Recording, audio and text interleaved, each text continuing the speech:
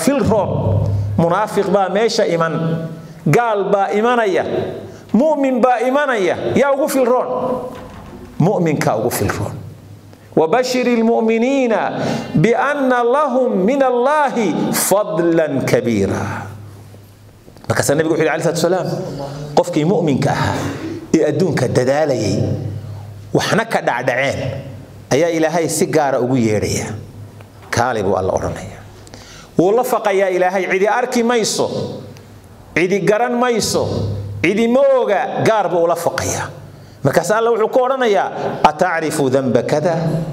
dhanbigi caynkaas ahaa ee aad meesha iyo maalintaas samaysay ma xusuusata ha ilaahu waa garanaya dhanbigi caynkaas aad samaysay ma garanaysa ha waa garanaya ilaahay fayuqarriru ilaahay markaasuu qirsiinaya dhanbigi uu galay dhowr baa loo soo qabanaya markaasuu is oranaya walle maanta gacan gashay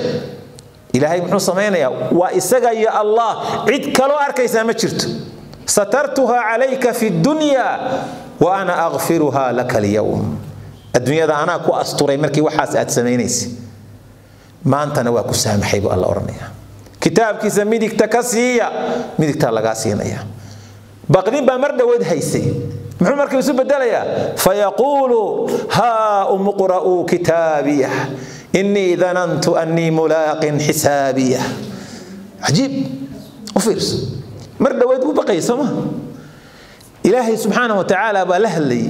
muxuu islaha baqdin ba ku jirtay sama markii alla uu yiri adduunyada ana ku asturay waana ku saamaxay